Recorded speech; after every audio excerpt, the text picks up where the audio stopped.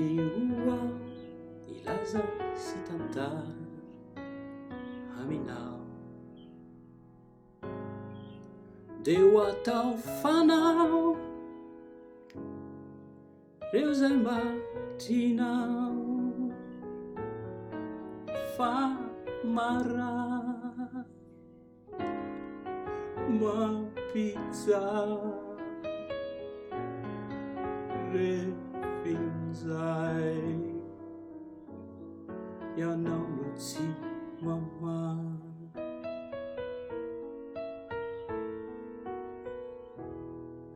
Satria ianao toa mahalala aia, ao anatiko ao refinzay tomay,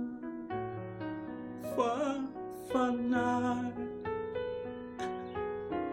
mila ainga foana mampanay, sady alasa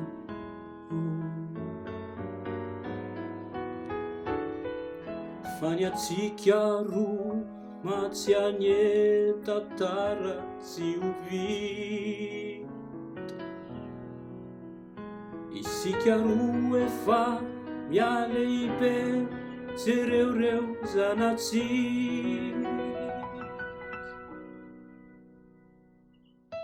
iany azo atao angano mianatra mandeha, sika roa ialehibe ahita be dia be,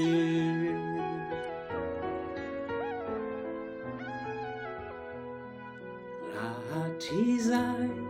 ifankafantatra isika, de ho tafaray ny lalam-piainatsika, de ito tsy fakafo iady mandraky zay tory, de ito